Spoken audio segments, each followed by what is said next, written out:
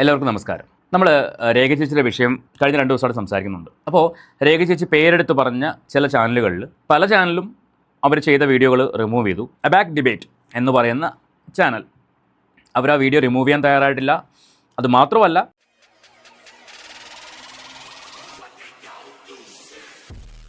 ഇന്നലെ വന്നിട്ട് അവരെ ഗ്ലോറിഫൈ ചെയ്തൊരു വീഡിയോ ചെയ്തിട്ടുണ്ടായിരുന്നു. അതിനകത്ത് അവർ കുറച്ച് ചോദ്യങ്ങൾ ചോദിച്ചിട്ടുണ്ട്. അപ്പോൾ ആ ചോദ്യങ്ങൾക്കുള്ള മറുപടിയുമായിട്ടാണ് ഇന്ന് നമ്മൾ വന്നേക്കുന്നത്. ആക്ച്വലി ഞാൻ ഈ വീഡിയോ ചെയ്യേണ്ടതെന്ന് വിചാരിച്ചതാണ്. പക്ഷേ ഇവരുടെ സംസാരം കേട്ടപ്പോൾ ഒരു ആങ്കർ ഒരു പ്രോഗ്രാം ചെയ്യുമ്പോൾ ശരിക്കും പറഞ്ഞാൽ മറ്റുള്ളവർക്ക് കൊടുക്കേണ്ട റെസ്പെക്റ്റ്, അതിപ്പം ഇൻ്റർവ്യൂ ആയിക്കോട്ടെ അല്ലെങ്കിൽ ഒരു വിഷയമെടുത്ത് സംസാരിക്കുമ്പോഴായിക്കോട്ടെ, ആ വിഷയത്തിൽ ആരെയാണോ നമ്മൾ ഉദ്ദേശിക്കുന്നത് അവർക്ക് കൊടുക്കേണ്ട യാതൊരുവിധ മര്യാദയും കൊടുക്കാതെയാണ് ഇതിനകത്തൊരു ആങ്കർ സംസാരിക്കുന്നത്. ആങ്കറുടെ പേര് മേഘ എന്നാണ്. അത് കണ്ടപ്പോൾ എനിക്ക് കുറച്ച് കാര്യങ്ങൾ പറയണം തോന്നി. അതുകൊണ്ടാണ് ഞാൻ ഈ വീഡിയോ ചെയ്യുന്നത്. നടി രേഖ രതീഷിന്റെ വിഷയം ഇങ്ങനെ സൈബർ ഇടങ്ങളിൽ ഒരുപാട് ചർച്ച ചെയ്യപ്പെടുന്നുണ്ട്. ഈ ചർച്ച ചെയ്യപ്പെടുന്നതും റിയാക്ഷൻ വീഡിയോസ് ഇടുന്നതിലും എല്ലാം കാണുന്ന 2 തലകൾ എന്റെയും ഹർഷയുടെയുമാണ്. അപ്പോൾ ഇതിലുള്ള മിക്ക റിയാക്ഷൻ കർത്താക്കളും, ഈ റിയാക്ഷൻ ചെയ്യുന്ന എല്ലാ മനുഷ്യരും ചോദിക്കുന്ന ഒരു കാര്യമുണ്ട്: നിങ്ങൾ ഉദ്ദേശിക്കുന്ന മുഖ്യധാരാ മാധ്യമം ഏതാണെന്ന്. ഞാൻ ഉദ്ദേശിച്ച മുഖ്യധാരാ മാധ്യമം മനോരമയാണ്. മനോരമ ഓൺലൈനിന്റെ കാർഡ് കണ്ടിട്ടാണ് ഞാൻ ആ വീഡിയോ ചെയ്യുന്നത്. ആ കാർഡിൽ പറയുന്നത് ഇതാണ്: പുതിയൊരു ജീവിതത്തിലേക്ക് എന്ന നടി രേഖ രതീഷ് 5ാം വിവാഹം ആ നടനുമായി. ഇതായിരുന്നു മനോരമ ഓൺലൈനിന്റെ കാർഡ് കണ്ടിട്ടാണ് ഇവർ ഈ വീഡിയോ ചെയ്യുന്നത്. പക്ഷേ അവിടെ സംഭവിച്ചൊരു കാര്യം, ഇതിൽ പല ചാനലുകളും രേഖ ചേച്ചിയെ വിളിച്ചിട്ടുണ്ടായിരുന്നു. വിളിച്ച സമയത്ത് അവരെല്ലാം വിളിച്ചത് ഇൻ്റർവ്യൂവിന് വേണ്ടിയാണ്. കാര്യം ഇന്ന് അങ്ങനെയാണല്ലോ, ഒരു വൈറൽ കോണ്ടന്റ് കിട്ടുമ്പോഴേക്കും ആ വ്യക്തികളെ വിളിച്ച് ഇൻ്റർവ്യൂ ചെയ്യുന്നത് സ്വാഭാവികമായിട്ട് കാണുന്നൊരു കാഴ്ചയാണ്. വിളിച്ചപ്പോൾ ചേച്ചി പറഞ്ഞു എന്തിൻ്റെ പേരിലാണ് ഇൻ്റർവ്യൂ, കാരണം ചേച്ചി ഈ കാര്യങ്ങളൊന്നും കാണുന്നുണ്ടായിരുന്നില്ല. എന്തിൻ്റെ പേരിലാണ് ഇൻ്റർവ്യൂ വേണമെന്ന് ചോദിച്ചു, വേണ്ടതെന്ന് ചോദിച്ചു. അപ്പോൾ അവർ പറഞ്ഞു നിങ്ങളുടെ മാരേജ് ആയില്ലേ. അപ്പോൾ ചേച്ചി ആര് പറഞ്ഞു മാരേജ് ആയെന്ന്, ഞാൻ എവിടെയും പറഞ്ഞിട്ടില്ലല്ലോ. അയ്യോ അപ്പോൾ അത് ശരിയായ വാർത്തയല്ലായിരുന്നോ? അല്ല. അയ്യോ ഞങ്ങളിങ്ങനെ കാർഡ് കൊടുത്തു, എന്നാൽ റിമൂവ് ചെയ്തോ. അതിൻ്റെ പേരിലാണ് അവരെല്ലാവരും ആ കാർഡ് റിമൂവ് ചെയ്തത്. പക്ഷേ ഇവരത് കോപ്പി ചെയ്ത് വെച്ചിട്ടുണ്ടായിരുന്നു, സ്ക്രീൻഷോട്ട് എടുത്ത് വെച്ചിട്ടുണ്ടായിരുന്നു. അത് വെച്ചിട്ട് ഇവരതൊരു കോണ്ടന്റ് ആക്കി മാറ്റി. ഓക്കെ, ഈ കോണ്ടന്റ് എന്ന് പറയുമ്പോൾ നമ്മൾ മനസ്സിലാക്കേണ്ട ഒരു കാര്യം, ഈ കോണ്ടന്റുകളിൽ ഇവരുടെ 3 വീഡിയോകൾ ഈ ഒരു വിഷയവുമായിട്ട് ബന്ധപ്പെട്ട് ഇവർ ചെയ്തിട്ടുണ്ടായിരുന്നു. ഈ 3 വീഡിയോകളുടെയും തംബ്നെയിൽ നിങ്ങൾ ശ്രദ്ധിക്കണം. ഒന്നാമത്തെ തംബ്നെയിൽ രേഖ രതീഷിൻ്റെ വിവാഹം വിവാദത്തിലേക്ക്, 5ാം വിവാഹം ആ നടനുമായിട്ട്, ഇതാണ് ക്യാപ്ഷനും തംബ്നെയിലും. രണ്ടാമത്തെ തംബ്നെയിൽ എന്ന് പറയുന്നത് നടി രേഖയുടെ ഈ അവസ്ഥയ്ക്ക് കാരണം എന്ന് പറഞ്ഞ തംബ്നെയിൽ, രേഖയെ കടിച്ചു കീറി ചെന്നായിക്കൂട്ടം. ഓക്കെ, മുൻനിരയിൽ വലിയ വേട്ടക്കാർ. ഇനി ഇന്നലത്തെ തംബ്നെയിൽ എന്ന് പറയുന്നത് 5ാം വിവാഹ വിവാദം തൊഴുത്തിൽ കുത്തികൾക്ക് മറുപടി. മനസ്സിലായോ? ഇതിലെല്ലാം തന്നെ രേഖ രതീഷാണ് കോണ്ടന്റ്. എന്നിട്ട് ഈ ചാനൽ ഈ വീഡിയോയ്ക്കകത്ത് പറയുന്നുണ്ട് നമ്മുടെ കോണ്ടന്റ് രേഖ രതീഷ് അല്ലായിരുന്നു, അതുപോലുള്ള വിശേഷങ്ങളായിരുന്നു എന്നാണ് പറയുന്നത്. നമുക്കതൊക്കെ കേൾക്കാം. വീഡിയോ സ്റ്റാർട്ട് ചെയ്യുന്നത്. അപ്പൊ ഞാൻ ആ വീഡിയോയിൽ കൃത്യമായി ചോദിക്കുന്നുണ്ട്, മുഖ്യധാരാ മാധ്യമമായിക്കോട്ടെ ഏതൊരു മാധ്യമം ആയിക്കോട്ടെ, ഒരു സ്ത്രീ 5ാം വിവാഹം കഴിക്കുന്നു എന്നുള്ളത് എങ്ങനെയാണ് ഇത്ര വലിയ വാർത്തയാകുന്നത് എന്ന് പറഞ്ഞാണ് ഞാൻ ആ വീഡിയോ തുടങ്ങുന്നത്. ആ വീഡിയോയിലുടനീളം എവിടെയാണ് അവർ അപകീർത്തികരമായി സംസാരിക്കുന്നത് എന്നറിയില്ല. 5ഓ 50ഓ വിവാഹം കഴിക്കുക എന്നുള്ളത് രേഖ രതീഷിന്റെയോ മേഘ ജസ്റ്റിന്റെയോ വ്യക്തിപരമായ താല്പര്യമാണ്. അത് എന്റെയോ അവരുടെയോ വ്യക്തിപരമായ താല്പര്യം മാത്രമാണ്. അവരൊരു സെലിബ്രിറ്റി ആയതുകൊണ്ട് ഈ പറഞ്ഞ എല്ലാവരും തന്നെ വീഡിയോ ചെയ്യുന്നുണ്ട്. അതുപോലെ തന്നെ എനിക്കൊന്ന് ഓൺലൈനിൽ തന്നെ പ്രമുഖരായ പല ആൾക്കാരും ഈ വീഡിയോസ് ചെയ്തിട്ടുണ്ട്. ഇവരെല്ലാം മുക്കി ഇത് മുക്കാൻ തയ്യാറാകാത്തത് കൊണ്ട് തന്നെ നമ്മുടെ തലകൾ ഇങ്ങനെ മാർക്കറ്റ് ചെയ്യപ്പെടുന്നത്. ഇവരുടെ ഒന്നാമത്തെ ചോദ്യം, ഇതിൽ എവിടെയാണ് ഇവർ അപകീർത്തികരമായിട്ട് സംസാരിച്ചത്? ഇപ്പോൾ രേഖ ചേച്ചി ഏറ്റവും കൂടുതൽ ഹേർട്ട് ആയത് ഇവരുടെ വീഡിയോ കണ്ടിട്ടാണ്.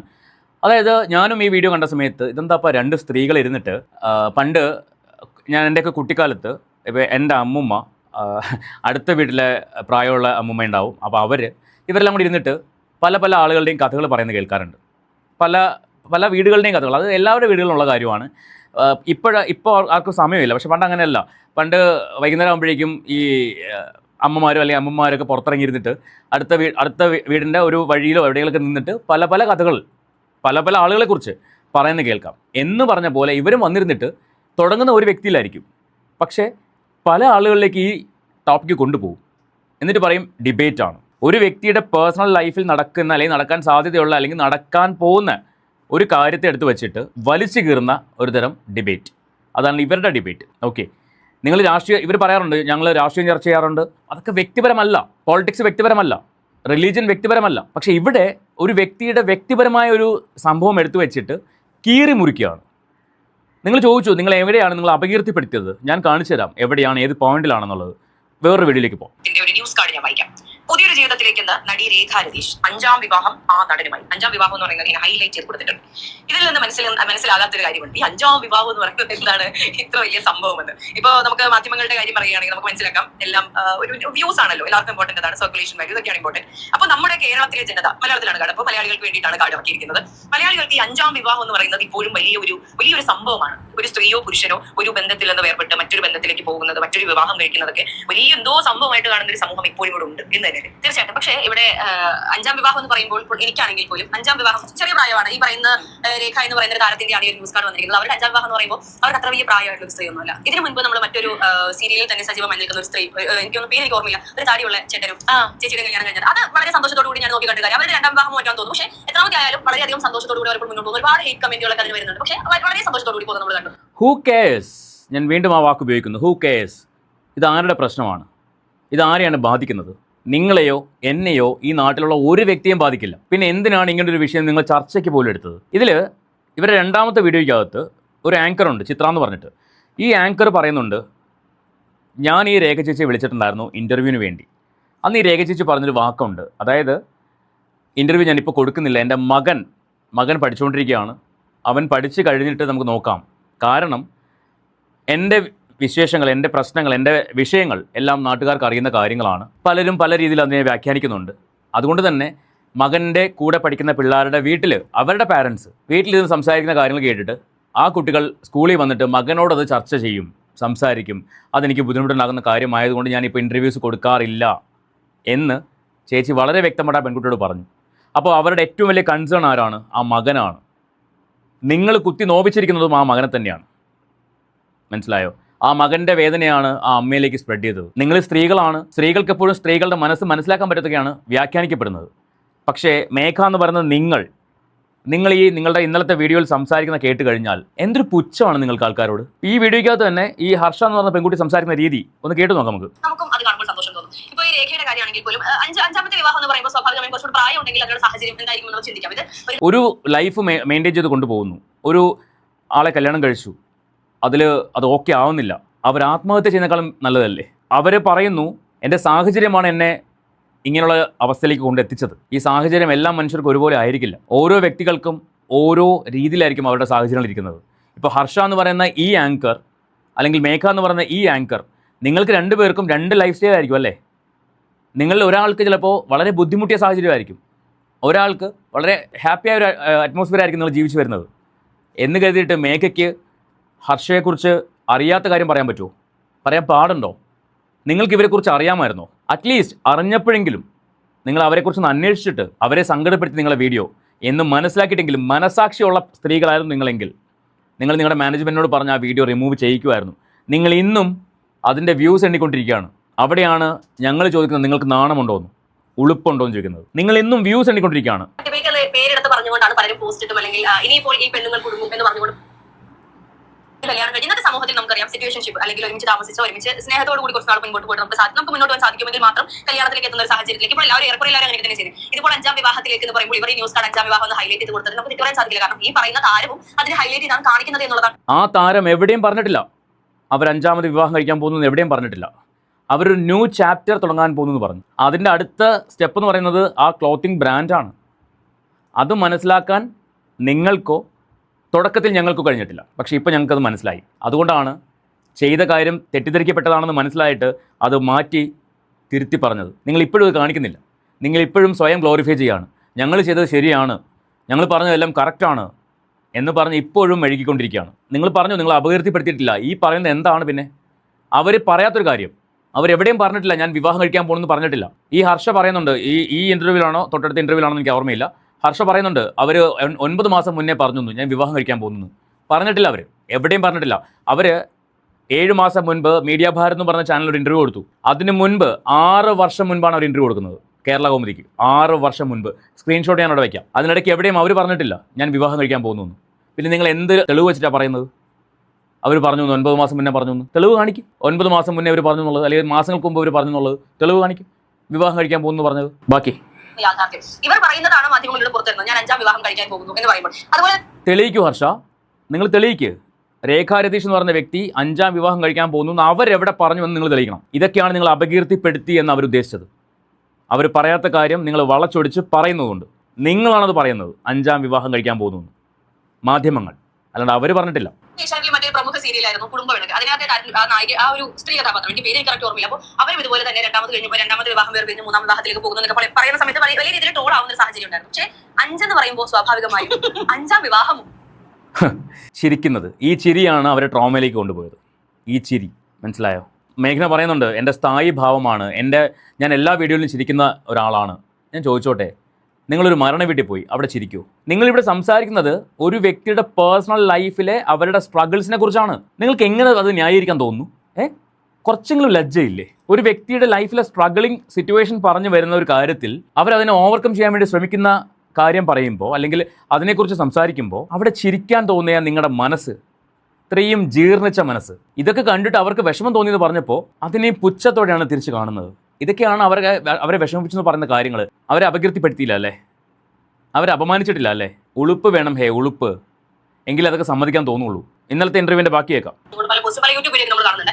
അതിൽ ഈ പറയുന്നത് പോലെ നമ്മൾ ചോദിക്കുന്ന ഒരു ചോദ്യം, അല്ലെങ്കിൽ നമ്മൾ പറയുന്ന കാര്യം എന്ന് പറയുന്നത്, വിവാഹം കഴിക്കുന്നത് ഈ ഒരു വിവാഹത്തിന്റെ കാര്യം നമ്മൾ ആരുമല്ല ആദ്യമായി മാധ്യമങ്ങൾക്ക് മുൻപിൽ വന്നത് നിങ്ങളോട് പറഞ്ഞത്. മേഘ പറഞ്ഞതുപോലെ ഒരു മെയിൻ സ്ട്രീം മീഡിയയുടെ ഒരു കാർഡ് കാണുന്നു, അതിനധികം കാർഡ് കാണുന്നു. മേഘ കാർഡ് കാണുന്നത് മുൻപ് തന്നെ ഞാൻ പറഞ്ഞൊരു കാര്യമാണ്. മനോരമ മാത്രമല്ല ഈ കാർഡ് ഇറക്കിയിട്ടുള്ളത്. ഞാൻ സേവ് ചെയ്തത് ഒരൊറ്റ ചാനലിന്റെ കാർഡ് മാത്രമാണ് എന്നുള്ളതേ ഉള്ളൂ. ഞാൻ എല്ലാ മാധ്യമങ്ങളിലും ഇത് കണ്ടതുകൊണ്ടാണ് ഇതിനെപ്പറ്റി സംസാരിക്കണമെന്നൊരു തോന്നലുള്ളത്. നിങ്ങൾക്ക് എന്ത് റൈറ്റ് ഉണ്ട് ഒരാളുടെ താല്പര്യമില്ലാതെ, അവരുടെ അനുവാദമില്ലാതെ അവരുടെ വിവാഹ വാർത്ത എടുത്തു വെച്ച് കീറി മുറിക്കാൻ? അവരുടെ വിവാഹ വാർത്ത അത് സത്യമാണോ കള്ളമാണോ എന്ന് പോലും ചിന്തിക്കാതെ അവരുടെ പേരെടുത്ത് വെച്ച് അവരുടെ ലൈഫിലൊരു വിഷയത്തെക്കുറിച്ച് നിങ്ങളുടെ ചാനലിൽ ഇരുന്നിട്ട് വലിച്ചു കയറാൻ നിങ്ങൾക്ക് എന്ത് റൈറ്റ് ഉണ്ട്? അല്ലെങ്കിൽ അവർ പറഞ്ഞു 5ാം വിവാഹമെന്ന്, എങ്കിൽ നിങ്ങളത് തെളിയിക്കണം. നിങ്ങൾ തെളിയിക്കാൻ ബാധ്യസ്ഥരാണ്. പിന്നെ നിങ്ങൾ ഈ വീഡിയോക്കകത്ത് പറയുന്നുണ്ട് നേരിട്ട് സംസാരിച്ച് തീർക്കാം. നിങ്ങളുടെ മുതലാളി നിങ്ങളുടെ അഡ്രസ്സ് പോലും കൊടുക്കാൻ തയ്യാറായിട്ടില്ല, ശരിയല്ലേ? അവർ ചോദിച്ചിരുന്നു അഡ്രസ്സ് ഞാൻ അങ്ങോട്ട് വരാമെന്ന്, അല്ലെങ്കിൽ ഞങ്ങൾ അങ്ങോട്ട് വരാമെന്ന്. പക്ഷെ നിങ്ങളുടെ മുതലാളി എന്താ പറഞ്ഞത്? വേണ്ട, നിങ്ങൾ എവിടെയാണെന്ന് പറഞ്ഞാൽ ഞങ്ങൾ അങ്ങോട്ട് വരാം. അത്രയ്ക്ക് പോലും ധൈര്യമില്ലാത്ത ആൾക്കാരാണ്. ഇപ്പോൾ നമ്മുടെ ചാനലിന്റെ പേര് അബാക് ഡിബേറ്റ് എന്നാണ്. അല്ലാതെ അബാക്കിൽ രണ്ടുപേരും ഒരുമിച്ചിരുന്ന് ഒരുപോലെ സംസാരിക്കുന്നില്ല. ഒരു വിഷയത്തെ പറ്റി ഒരാൾ അനുകൂലിക്കുകയോ ഒരാൾ പ്രതികൂലിക്കുകയും ചെയ്യാന്നുള്ളൊരു നയമാണ് ഇതിലൂടെ. ഒരാളുടെ പേഴ്സണൽ ലൈഫ് എടുത്ത് വെച്ചിട്ടാണ് നിങ്ങൾ ഡിബേറ്റ് നടത്തേണ്ടത്. അല്ലെങ്കിൽ അവർ അതിനകത്ത് തെറ്റ് ചെയ്ത ഒരാളായിരിക്കണം. അവർ അവിഹിതത്തിനല്ലോ പോയത്, ആണോ? കല്യാണം കഴിക്കാനാണ് പോകുന്നെങ്കിൽ പോലും കല്യാണമല്ലേ, അവിഹിതമൊന്നും അല്ലല്ലോ. മാധ്യമങ്ങളുടെ മുന്നിൽ ആരിട്ട് കൊടുത്തു? അവരുടെ പ്രൊഫൈലിൽ ഒരു ന്യൂ ചാപ്റ്റർ എന്ന് പറയുന്നത് പലതും ആയിക്കൂടെ? അവരൊരു ബിസിനസ് ബ്രാൻഡിങ് പാർട്ട്ണറായിട്ട് ഒരു ലൈഫ് സ്റ്റാർട്ട് ചെയ്യാൻ പോണു, അങ്ങനെ ഉദ്ദേശിച്ച് ചെയ്തൊരു വീഡിയോ. എത്രയോ പരസ്യങ്ങൾ നമ്മൾ കാണുന്നു എന്ന് കരുതി ആ പരസ്യങ്ങളെല്ലാം കീറി മുറിക്കുന്നുണ്ട് ആൾക്കാർ. വന്നിരുന്ന് ന്യായീകരിക്കാൻ നാണമില്ലേ? നാണാവുന്നില്ലേ? അല്ല, ഇല്ലെന്ന് മനസ്സിലായി, അത് വേറെ കാര്യം. ബാക്കി പുറത്തേക്ക് വരുമ്പോൾ സ്വാഭാവികമായും അവരെ കടിച്ചു കയറാനുള്ള ഒരു വകുപ്പ് അവർ തന്നെ ഇട്ട് കൊടുക്കുകയാണോ എന്നുള്ള രീതിയിലാണ് നമ്മൾ ചോദിച്ചിട്ടുള്ളത്. അല്ലാതെ അവർ 5ാമതോ അല്ലെങ്കിൽ 10ാമതോ എത്ര വിവാഹം കഴിച്ചാൽ നമ്മളെ ആരെയും ബാധിക്കുന്ന കാര്യമില്ല എന്ന് നമ്മൾ അതേ ചർച്ചയിൽ പറയുന്നുണ്ട്. അതെ, ഇപ്പോൾ അതിനകത്ത് പറയുന്നതെന്ന് പറഞ്ഞാൽ ഹർഷ ചോദിക്കുന്നുണ്ട് ഇതിൽ എന്തുകൊണ്ടാണ് ഇങ്ങനെ സംഭവിക്കുന്നത് എന്നൊരു ചോദ്യം ഉന്നയിക്കുന്നുണ്ട്.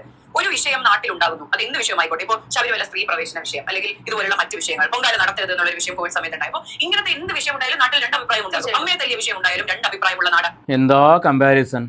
ശബരിമല സ്ത്രീ വിഷയവും മറ്റേ സ്വർണ്ണപ്പാളി വിഷയമൊക്കെ ആണല്ലോ ഒരാളുടെ വ്യക്തി ജീവിതത്തിനകത്ത് എടുത്ത് വെക്കേണ്ടത്. നല്ല കമ്പാരിസൺ. ഇതൊക്കെ എവിടുന്നപ്പാ വരുന്നത്? സമ്മതിക്കണം കേട്ടോ, തൊലിക്കട്ടി സമ്മതിക്കണം. തെറ്റ് അംഗീകരിക്കാൻ വയ്യാത്തതുകൊണ്ട് ഇരുന്നങ്ങോട്ട് ന്യായീകരിച്ച് മെഴുകുകയാണ്. ഇത് അവരുടെ പേഴ്സണൽ ലൈഫാണ്. അയ്യപ്പൻ്റെ ശബരിമലയുടെ വിഷയം അല്ല ഇത്. ഒരു വ്യക്തിയുടെ വ്യക്തി ജീവിതത്തിനകത്ത് ഉള്ളൊരു കാര്യമാണ്. അതും ഇതുമായിട്ട് നിങ്ങൾ എന്താ കണക്ട് ചെയ്യുന്നത്? എന്താ ഉദ്ദേശിക്കുന്നത് കണക്ട് ചെയ്യാനായിട്ട്? മനുഷ്യർക്ക് അഭിപ്രായം പറയാം. ഹർഷയോ ഞാനോ ആരെയും ഇരുന്ന് വ്യക്തിഹത്യ ചെയ്തിട്ടില്ല. അവരുടെ വ്യക്തിഹത്യ ചെയ്ത സാധനമാണ് കുറച്ച് മുമ്പ് ഞാൻ കാണിച്ചു തന്നത്. നിങ്ങൾ ആ വീഡിയോക്കകത്ത് പറയുന്നുണ്ട് 5ാമതും കിട്ടിയല്ലോ, 5 കിട്ടിയല്ലോ എന്നുള്ള ഡയലോഗ് അടിക്കുന്നുണ്ട്. വ്യക്തിഹത്യ അല്ല അല്ലേ? അതൊന്നും വ്യക്തിഹത്യ അല്ല. പറഞ്ഞ കാര്യങ്ങളൊക്കെ മറന്നുപോയതായിരിക്കും. അതാ പ്രശ്നം. മാനിച്ചിട്ടുണ്ട്.